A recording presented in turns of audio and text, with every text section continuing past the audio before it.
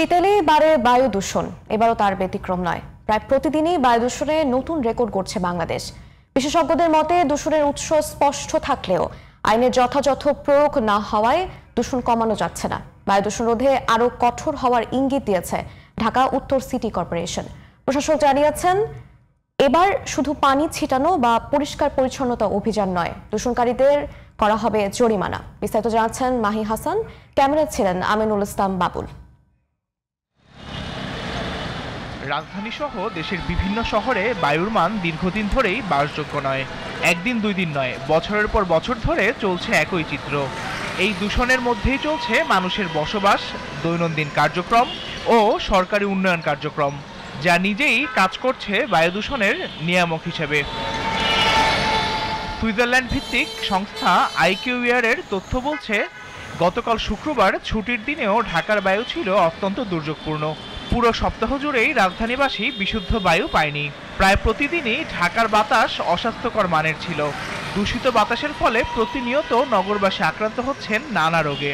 ধুলাবালু থেকে আমাদের শ্বাসকষ্টজনিত রোগটা বেশিরভাগ হচ্ছে। ধুলাবালি গেলে আপনার ঠান্ডা লাগে, কাশি হয়, বিভিন্ন ধরনের সমস্যা দেখা দেয়। প্রচুর ধুলাবালি, প্লাস গাড়ির কালো ধোঁয়া, বিভিন্ন ধরনের বায়ু দূষণ তো আসলে চলমান। রাস্তায় কাটাকুটি এগুলো তো 3 মাসের কথা কয়ে 9 মাসও ঠিক হয় না। সরকারের দিক থেকে যেমন একটু যদি পানি ছিটানো হয়, মূলত এটার থেকে কিছুটা আর কি, যদি আমরা এর থেকে একটু পরিত্রাণ পেতে পারি। পরিবেশ বিশেষজ্ঞরা বলছেন, আইন বাস্তবায়ন যথাযথভাবে না হলে দূষণ কোনোভাবেই কমানো সম্ভব নয়।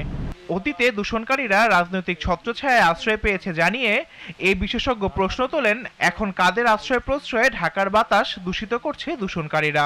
সরকার যদি কঠিনভাবে তার ম্যান্ডেট পালন করত, ফিটনেসবিহীন গাড়িগুলো বন্ধ করার ক্ষেত্রে পিছপা না হতো, ব্যবসায়ীদেরকে ভয় না পেত, আইনের প্রয়োগে শক্তিশালীভাবে ইমপ্লিমেন্টেশনে থাকতো, তাহলে এটা সম্ভব হতো। এবং এটা যদি সরকার আগামী সপ্তাহে চায়, তাহলে আগামী সপ্তাহে এটা সম্ভব। বায়ু দূষণ কমাতে নানা উদ্যোগ নেওয়া হলেও সফলতা আসেনি, এ কথা স্বীকার করেন ঢাকা উত্তর সিটি কর্পোরেশনের প্রশাসক। বলেন, এবার সিটি কর্পোরেশন আরো কঠোর অবস্থানে যাবে এবং দূষণকারীদের বিরুদ্ধে নিয়মিত পরিচালনা করা হবে অভিযান। প্রত্যেকটা জোনে পরিবেশ অধিদপ্তরের সাথে আমরা 2 সিটি কর্পোরেশন মিলে আমরা রাস্তায় নামতেছি। তো পরিচ্ছন্নতার বাহিরে গিয়ে এবার আমরা একটা পরিবেশ ড্রাইভ আমরা নাম দিয়েছি, এনভায়রনমেন্ট ক্লিনিং ড্রাইভ। পুরো ঢাকা শহর আমরা ড্রাইভ দেবো, যেখানে আমরা দেখবো যে দূষণ হচ্ছে প্রচুর পরিমাণে জরিমানা করবো। ইম্পোজিশন ছাড়া আর কোনো উপায় নাই, এখন আমরা ইম্পোজিশনে যাচ্ছি।